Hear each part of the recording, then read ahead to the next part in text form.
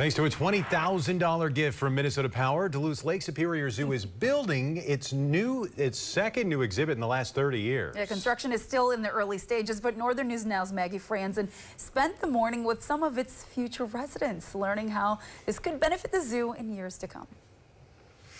Construction is underway at the Lake Superior Zoo in Duluth, and the structures behind me will soon be the permanent home to Danny the capybara. Wednesday morning, representatives from Minnesota Power toured the zoo, seeing renovations already underway at the Animals of South America area. The zoo's executive director, Noah Hobbs, says they're hopeful that these new developments will expand programming and guest experiences, including behind-the-scenes opportunities. We're incredibly grateful for the partnership with Minnesota Power to engage our guests in more conservation and education opportunities, not only just during the busy summer months for us, but also year-round into the winter as well.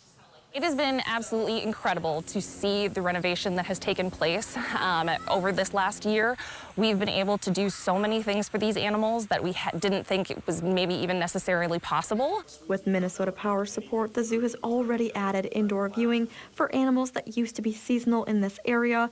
And next up, a new barn, an aviary, and even a swimming pool for Danny, as well as a future companion that the zoo hopes to welcome soon. Minnesota Power said the zoo's request for help aligned with its community-focused mission. We felt like it fit with our principles and things that we wanted to support that encourage education, that encourage conservation, and provide opportunities for people to gather. While there isn't an exact date on when these renovations will be complete, guests can still come and visit Danny. In Duluth, Maggie Franzen, Northern News Now. Well, while the total cost of the project isn't yet clear, individuals can also support the project by purchasing a hand-painted mural tile that will be displayed at the zoo. Well, more information on how to contribute can be found right now on our website.